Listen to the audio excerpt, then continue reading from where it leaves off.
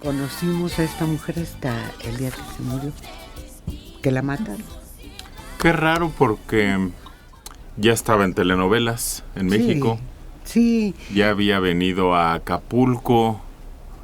Ya nos había tocado verla 2 veces en el Festival Acapulco. Sí, pero mucha gente que no está tan metida en este tipo de música no la conocía.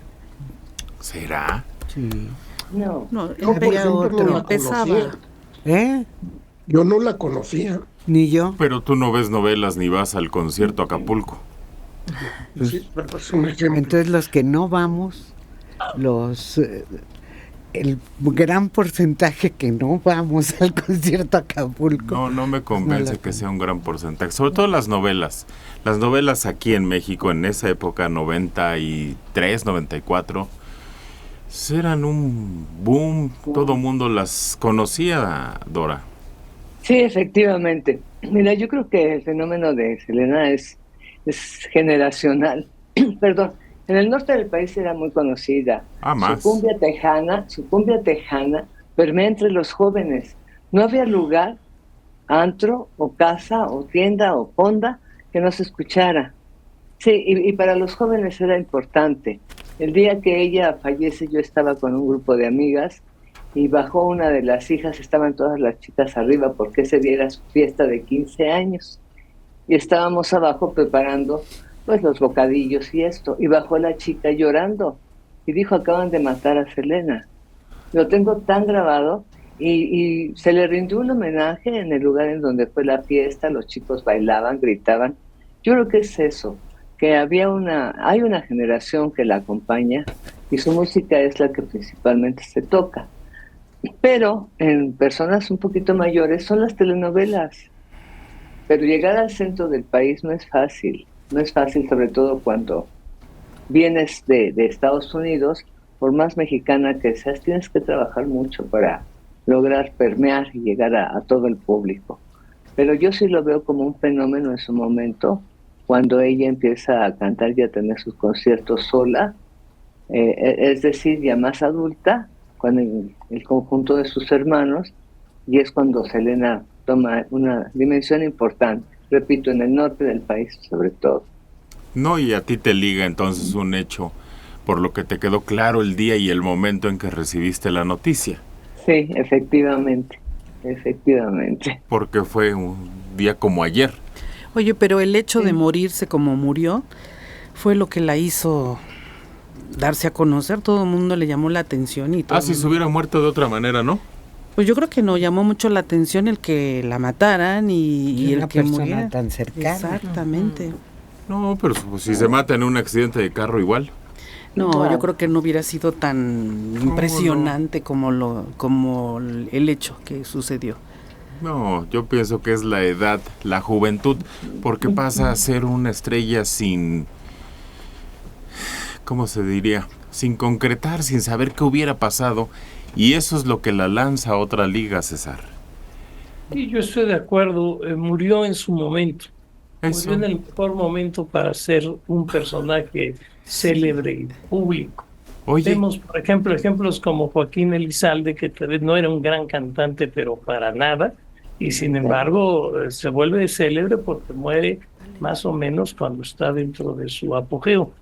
En cambio, por ejemplo, Luis Aguilar, que fue grandioso, pues ahí andaba con Pedro Infante, de coestelar, y sin embargo cuando muere, ya muere cuando pasó su mejor época, y no hubo tanto boom como con Selene, con Elizalde, ¿no? Entonces yo creo que es muy importante cuando muere. Oye, fíjate, lo que acabas de decir es muy importante. Suena re feo. Murió en su mejor momento. Hay un momento para morirse, claro. Para los artistas especialmente, sí. Sí, tienes razón. Fíjate que hasta lo han dicho, es mala suerte morirse el fin de semana. Porque no es noticia. Nadie sabe que te mueres.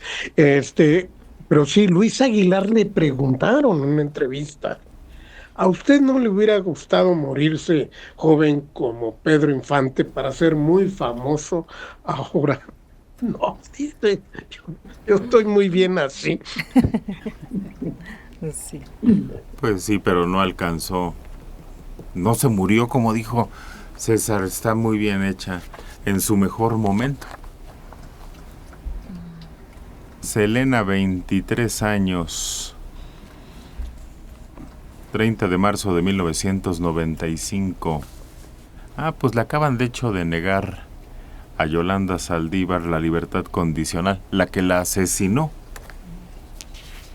que era su manager en cierto sentido, ¿no? Su ayudanta personal.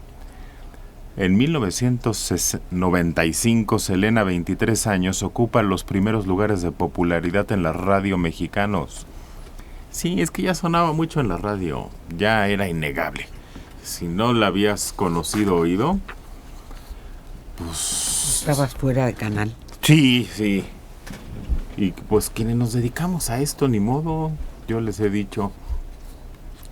Me sorprende que algunas canciones ustedes no las hayan oído y son tan populares, que los traen a tocar al Zócalo. Y ni hablar, es lo que la gente escucha y es lo que está de moda. Y pues hay que conocerlo, aunque sea efímero. Pero esta no. Ya participaba en la telenovela, ya había participado en la telenovela Dos Mujeres, Un Camino, presentado conciertos en Monterrey. En el 2025, este año,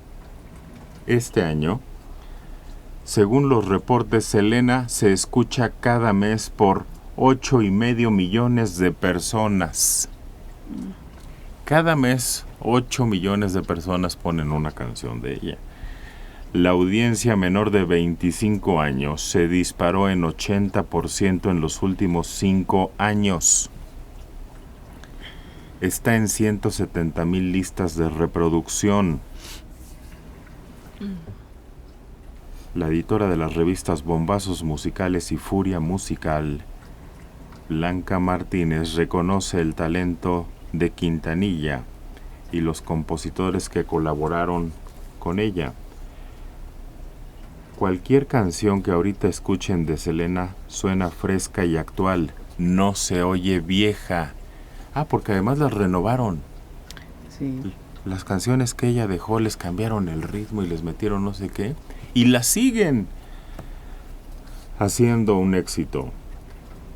No dudan que la leyenda de Selena llegue a ser tan grande como la de Pedro Infante. Vámonos. Está dura la afirmación.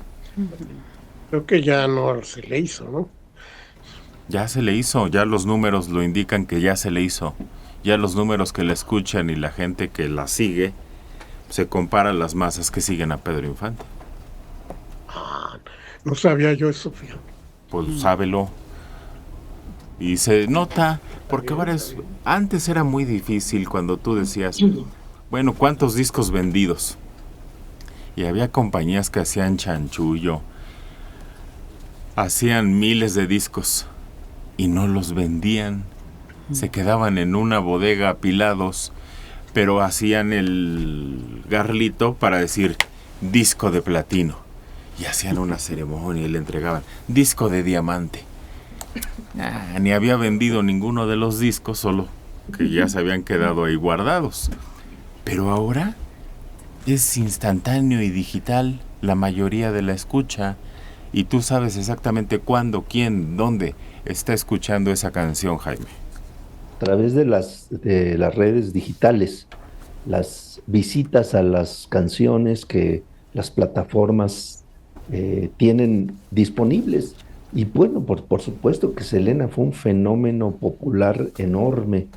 A los que les guste ese tipo de canción, que se llama Tex-Mex, o a los que no, pues también, los medios de comunicación, la televisión, la radio, en la combi, en el camión, en donde sea, en los restaurantes, en las fonditas, se escuchaba Selena, que pues a mí me parece una extraordinaria cantante. A mí no me gusta mucho no soy muy aficionado a ese tipo de música, pero hay que reconocer que su manera de cantar y de actuar llenaba el escenario. Yo la he visto en videos y es increíble cómo se adueña del escenario por completo. 2 años después de su muerte, Gregory Nava filma su película que se llama Selena y la interpreta Jennifer López. Se hace famosa por ella. Ajá, sí.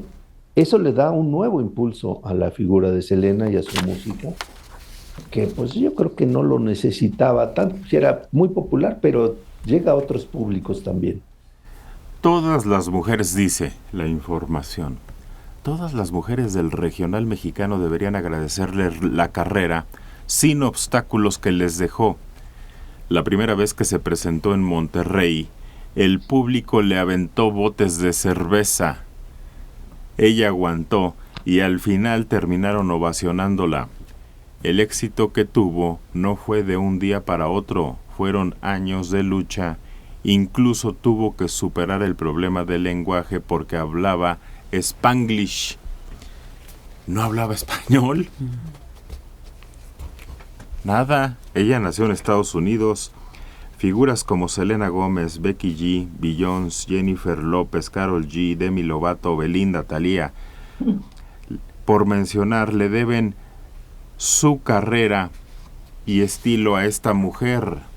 La estética Selena marcó una tendencia en una época donde la figura ideal era espigada y delgada.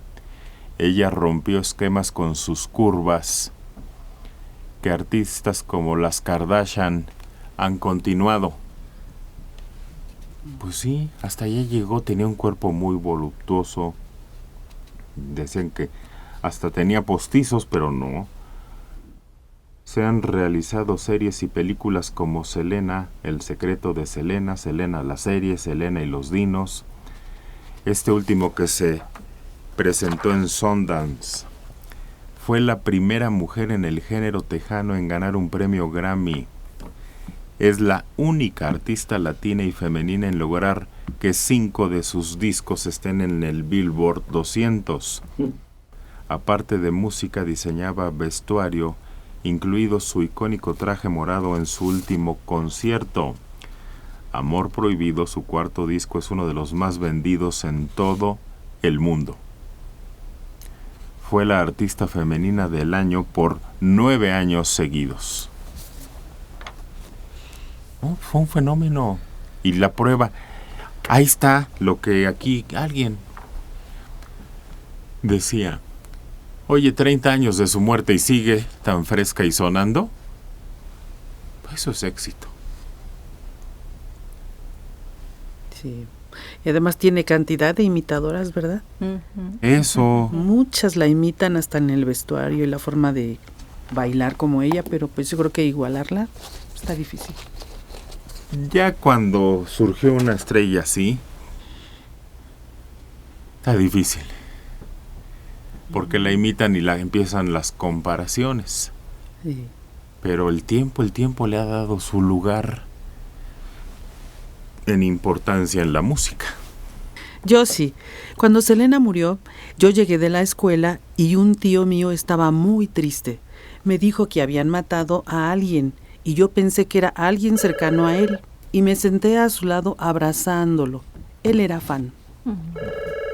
Francisco Romero, Pedro Infante y Selena murieron en su momento, al igual que otros artistas.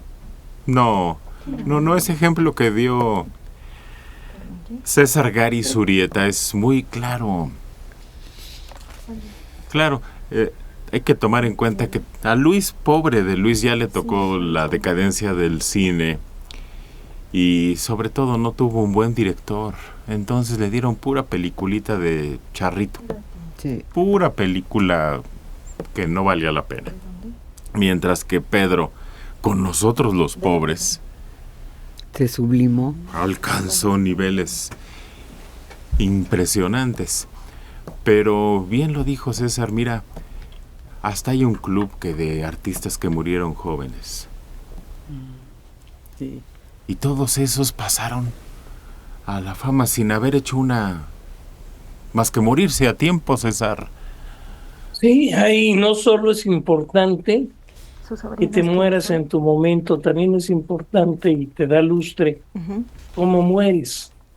Por ejemplo, Selena muere como nuestro Señor Jesucristo, a manos de la principal de sus admiradoras.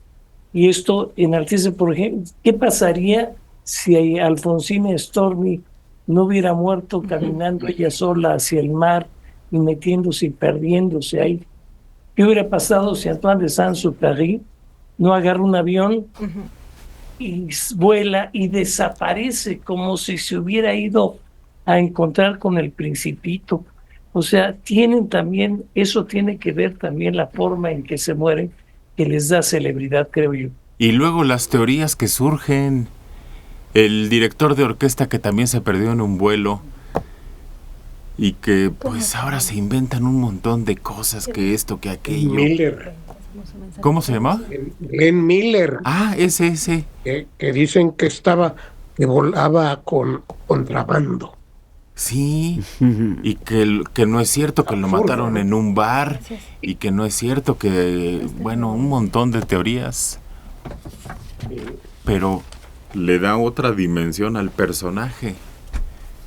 Parece que se confundieron y lo mató un avión inglés, un avión de caza inglés. Entonces esto dio lugar a que se creyera que había sido falso, porque posiblemente sí lo fue, posiblemente fue una gravísima equivocación, y para no asumirla prefirieron dar esa versión. Esa es la más de las versiones alarmistas, creo que es la más cercana. Lo normal es que el punto se cayó y se murió, pero fíjate que pasa mucho con las grandes estrellas, ¿no?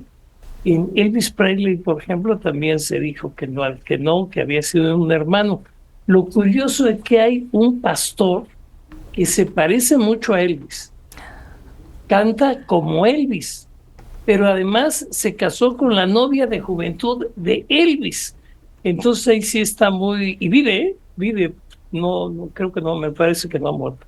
Entonces son curiosidades como la de Pedro Infante también, que de pronto surge un personaje que no había sido conocido antes y canta asombrosamente parecido, se parece muchísimo a Pedro Infante. Y yo tengo un amigo que le pidió un autógrafo a este personaje y resultó que la caligrafía es muy parecida a la de Pedro, porque tiene otro maestro de la Facultad de Derecho tenía cartas de Pedro Infante porque era sueca y se parecía mucho a la caligrafía. O sea, hay a veces que es el deseo del pueblo porque su ídolo perdure. O sea, hay veces que se cristaliza casi en la realidad, ¿eh? Es muy interesante esto. Le buscamos coincidencias. Todos querían que Pedro Infante no hubiera muerto y por eso andaban buscando. ¿Ese es su doble? ¿Está vivo? Sí. ¿Se sigue presentando? Por la necesidad de que pues no quede ese vacío. Y le buscamos. Nuestro cerebro nos engaña. Y buscamos esas coincidencias, Jaime. Sí, así es. El hermano, bueno, eran gemelos, el Elvis Aaron Presley y Jesse Garon Presley, eran gemelos, pero el hermano de Elvis murió a los minutos de haber nacido. Hubieran sido los gemelos Presley, pero no, pues solamente sobrevivió Elvis, y se han tejido muchas cosas, muchos mitos alrededor de Elvis, de Pedro Infante, de Carlos Gardel. Ándale. Y de infinidad de famosos artistas, cantantes. Se decía que Paul McCartney había muerto, y él salió a decir: les juro que no morí. Yo soy yo. Sí, pero bueno, hay muchísimas historias alrededor de Juan Gabriel, se dijo en su momento. Ándale, que no vimos el cuerpo y que se había retirado a vivir de su fortuna. John Lennon, que también al morir joven queda pues mucho trabajo, ¿no? Que hubiéramos, porque además ni lo hicieron, pero nosotros pensamos todo lo que hubiera hecho tú. Sí. Claro. Este es Como José Juárez. Antonio Hurtado en su credencial de la ANDA. ¿Quién es ese? Era el que decía que, bueno, no decía él, todo el mundo decía que él era Pedro Infante. Ah, no, pero no, Y espérate, él no Mario. lo negaba. Estamos hablando de grandes y tales con uno que... Pues ese es el que daba autógrafo. No. Quique. No. Le convino a este señor hacerse pasar por Pedro, pero nada que ver. Yo no. Pues exacto. Claro que no era, por supuesto que no. Ni cercano. Hace mucho tiempo, hace como 25 años, en un restaurante que está sobre Río Consulado y muy cerca de San Cosme, ahí se presentaba un hombre que según él era Pedro Infante, y te contaba y te cantaba más o menos, pero de eso vivió. ¿No te acuerdas que hubo hasta uno que cantaba enmascarado? No me acuerdo. Eso era Félix Gallardo, ¿no? ¿Se llama?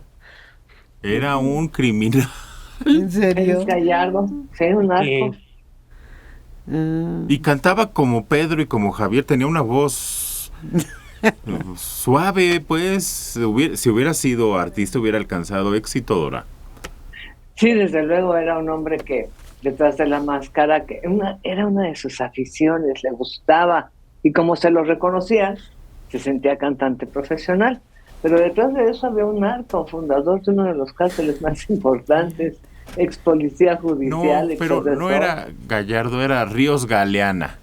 Ese es otro. Los Galeanas. Era Ríos Galeana. Ríos Galeana dicen que se presentaba en una de las torres de ahí de Tlatelolco. Se presentaba en uno de los Muchas hoteles partes. Sí, ahí. como el cantante enmascarado. Ujú. Y todos decían que era Javier Solís. Sí. Aquí ya Norma me está ayudando. El charro del misterio se hacía Sí, llamar. sí. Se dedicaba a asaltar bancos. Bueno, Me pues equivoqué entonces. ese era su trabajo. Sí. El misterio y Caballero. Lo capturan creo que en Naucalpan o allá por el Estado de México. Ya no me acuerdo, sí, es cierto. Terminó en Estados Unidos, ¿no? Sí. Vive, no sé si todavía vivía en Estados Unidos y se volvió pastor. Ah, bueno. Bueno, Se redimió. Pues, Murió en 2019. ¿sí? Sí, ¿En dónde? En Estados Unidos, ¿no? en Estados Unidos. Sí. Sí. Allá tenía una iglesia o no sé qué, y cantaba y Sí, daba sus sí. discursos. Pero aquí era asaltante de bancos y en las noches se ponía una máscara y se iba a cantar. Y la gente realmente le gustaba y decían que era Javier Solís reencarnado. Alfredo, no me podía acordar. Alfredo Ríos Galeana, catalogado como el enemigo público número 1 de México por sus casi 100 asaltos a bancos y 3 fugas de penales en México. Se formó como militar y policía, fue parte del batallón de radiopatrullas del Estado de México. Se le atribuyen alrededor de 100 asaltos bancarios entre el 78 y el 84. Fue encarcelado 3 ocasiones en las que huyó. En agosto del 81 fue detenido e ingresado en Pachuca, se fugó en el 82, en el 83 asaltó el banco de cédulas hipotecarias en la Ciudad de México y fue encarcelado en Santa Marta, Acatitla. 2 meses después se volvió a ir. Fue recapturado en enero del 85 e ingresado en el reclusorio sur. El 22 de noviembre del 86 huyó nuevamente. Se hizo llamar el charro del misterio. También adoptó el apodo La voz que le canta al corazón. Hacía presentaciones en bares y palenques que le conseguía su manejador. inspiró corridos y su historia llegó al cine con la película Mexican Gangster, estrenada en 2014. Fue recapturado en el 2005 y recluido en el penal del Altiplano. Se encontraba en Los Ángeles cuando fue arrestado y extraditado al país. Se le imputaron 25 años de prisión. Una infección de sangre lo mantuvo hospitalizado durante varios días. Falleció en enero 15 del 2020, pero entonces en México, según esta Ya información. preso, en Oaxaca estaba. Ya preso. Era la Suite Steckman, ahí en Tlatelolco, donde hizo grandes temporadas cantando. Pero ahí en la Suite Steckman Sí. y, fue el heredero de otro centro nocturno que estaba en el Hotel Regis, junto a la entrada del hotel del Cine Regis. Ahí estaba. Esos con el temblor se tuvieron que ir y se fueron ahí a Tlatelolco. Y eran los mismos. Salía ahí una cantante cómica, gordita. Se llamaba, apellidaba algo así como... Bueno, pero había varios, había un elenco ahí muy simpático. Las Suites Steckman eran muy conocidas porque además como estaban en el piso veintitantos o algo así, estaban hasta arriba, el bar estaba hasta arriba, entonces veías la ciudad padrísimo. Pues, en lo que te tomabas tus daiquiris, veías la ciudad y tenían buena variedad ahí porque era todo el piso superior del edificio. sí, se presentaba en lugares importantes, siendo él un criminal. Bueno, falleció en el Altiplano en la Ciudad de México. Estamos platicando, Marcos. Quiere intervenir Marcos Hipólito, pero para platicarnos, ¿no? Nos va a bajar el humor el día de hoy. Jaime. Nada más para recordar que el centro nocturno en el Hotel Regis era el Capri. No, pero abajo había un bar. Pero abajo había un salón. Un bar ranchero. Sí, Sí. el otro era del lujo. El que tú dices estaba hacia arriba y el que dice Mario estaba hacia abajo. Sí. Ok. Es que yo siempre subía. Sí, ibas a ver. Ahí estaba Agustín Lara.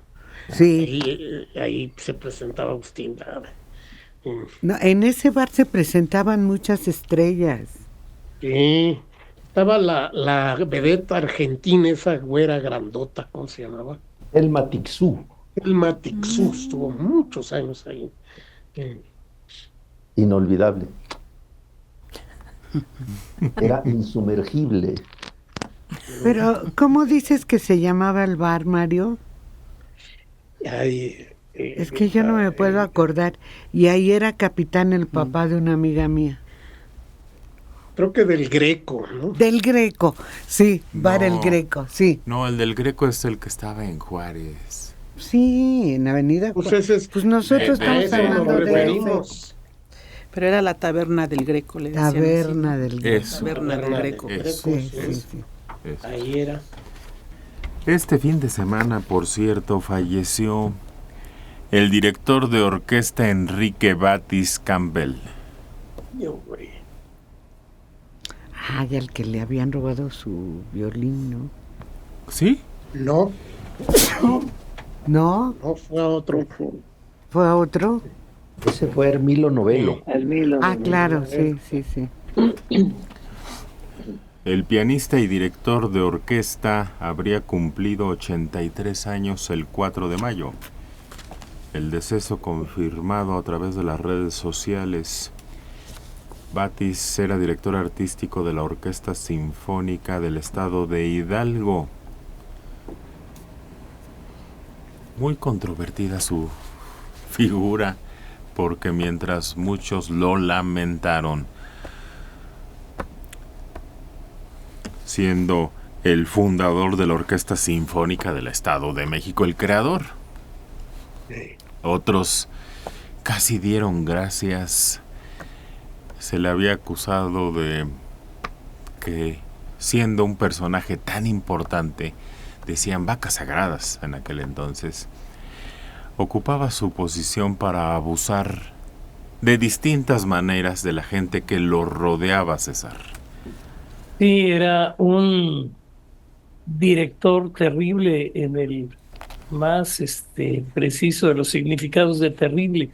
Era aparte arte marcialista, parece que era cinta negra de karate o no sé qué, y a veces pasaba a la agresión física con hombres y mujeres. De hecho, la que la acusa es una violinista, lo acusó a él.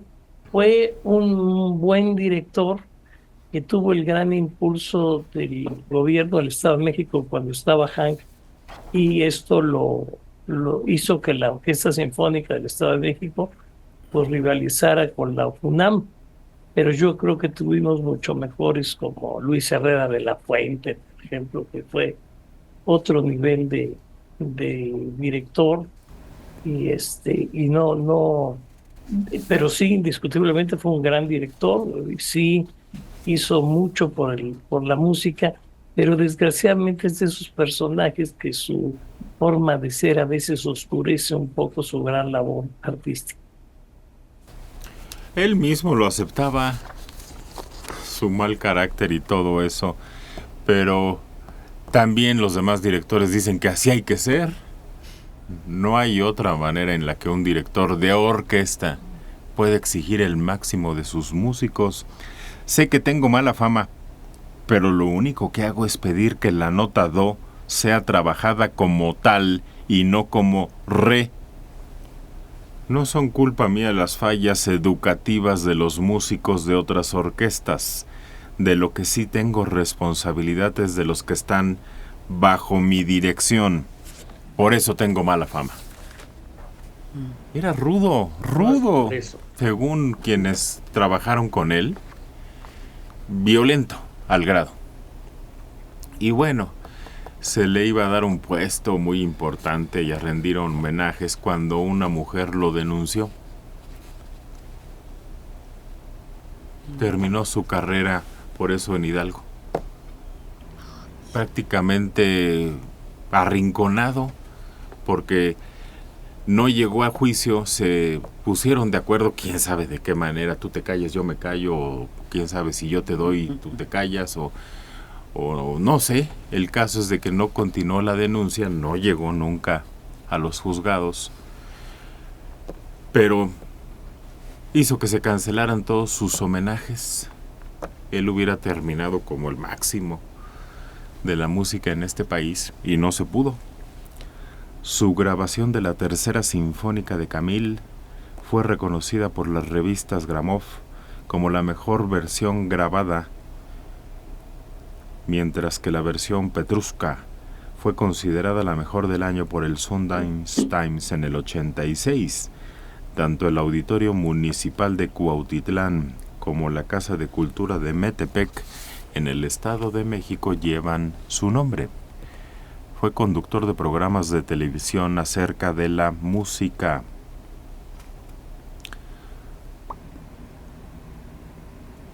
En una entrevista no se contuvo al responder emocionado que sí valía la pena dedicar su vida a la música, sobre todo lo que logró al frente de la Orquesta Sinfónica del Estado de México en 2 épocas en las que estuvo al frente de ella.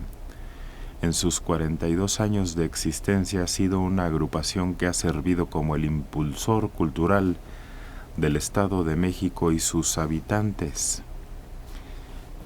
Llegué a la madurez sin importarme quién se dé cuenta, y quiero que esa experiencia quede plasmada. Entiendo mucho mejor ahora que hace 30 años para qué es un ensayo, y he tenido que trabajar un chinflo para lograr eso, porque soy producto más del trabajo que del talento. Considerado niño prodigio musical, a los 5 años dio su primera presentación en vivo en el piano.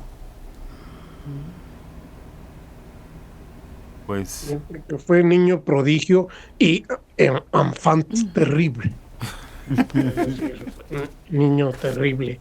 Pero iba mucho con Saldaña. Saldaña lo invitaba mucho cuando se tocaba el tema de la cultura musical en México. era violento hasta con sus palabras. Pues sí, era un excéntrico, pues. Sí, pues es que te había sido tocado por ese don y lo encontró rápido y lo explotaba, entonces era un figurón donde se paraba en ese ámbito de la música culta, Jaime. Sí, tenía sus admiradores, fans y también sus detractores, porque le decían el director dictador.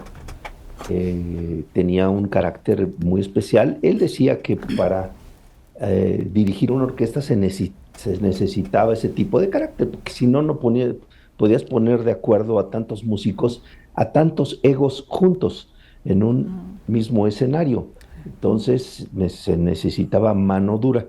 Pero bueno, forma parte, ya citaba a César, a uno quizá el más grande, a Herrera de la Fuente, pero pues de grandes directores mexicanos como Eduardo Mata, como Díaz Muñoz, como Arturo Dimeque, ahora Alondra de la Parra, que es muy joven y que está haciendo una gran labor en la dirección de orquesta, Jorge Federico Osorio, en fin, muchos directores de esa generación que fueron alumnos algunos de Carlos Chávez, pero algunos otros fueron alumnos de Batis o de Herrera de la Fuente, y ahora de Dimeque, por ejemplo, ¿no? Y Enrique Batis aparecía en el programa de Jorge Saldaña con su esposa, una pianista, Eva María Zuc, haciendo crítica musical, y decían, disco no me gusta, y pácatelas, lo rompían, este sí me gusta, y le daban palomita y lo pasaban completo. Y generalmente rompían los discos de Juan Gabriel, fíjate. Francisco Mesa. Ríos Galeana se fue a esconder en Estados Unidos y lo volvieron a atrapar al sacar una licencia de manejo. Sí es cierto, una tontería. Cuando le echaron el guante, porque ya vivía bien allá, feliz, tranquilo. Qué bueno que se acordó usted. María Leonor Landeros Ibarra. Buenos días. No fue el día 31, porque ese día falleció mi abuelita y fue el 31 de marzo. Platiquen del accidente de Mexicana que sucedió el 31 de marzo de 1986. Allí fallecieron mi tío, mi tía y mis primos. No fue 31, ¿pero qué no fue 31? Yo creo que se refiere a Selena, ¿no? Ah, no, fue ayer. Lo de Selena fue el 30. Y el accidente sí es el más grave que hemos tenido, Dora. No fue el 30, Manel, fue el 31. Tú insistes en el 30, pero no, fue el 31. Lo que yo recuerdo es que fue el 31, Manelito. ¿El asesinato de Selena? El asesinato de Selena, sí. Bueno, y este accidente, yo así, en Michoacán, un avión se estrelló, una falla, y 150 personas, ciento y muchas, no me acuerdo, en el 86, pero nada más así, como el peor accidente lo recuerdo, Dora. Sí, de la Compañía Mexicana de Aviación, también lo recuerdo por alguna situación personal. Iba de la Ciudad de México a Los Ángeles, y iba a hacer escala, creo que en Puerto Vallarta, pero no alcanzó a llegar. El problema fue de la aeronave. Tuvo una falla y efectivamente el piloto pide regresar a la Ciudad de México, pero no alcanzó, se estrelló creo que contra un cerro, una cosa así, Michoacán. Terrible, Manelik. Esa familia no tenía yo la referencia, pero sí alguien conocido iba en ese vuelo. Pues nos acordamos ahorita, sí.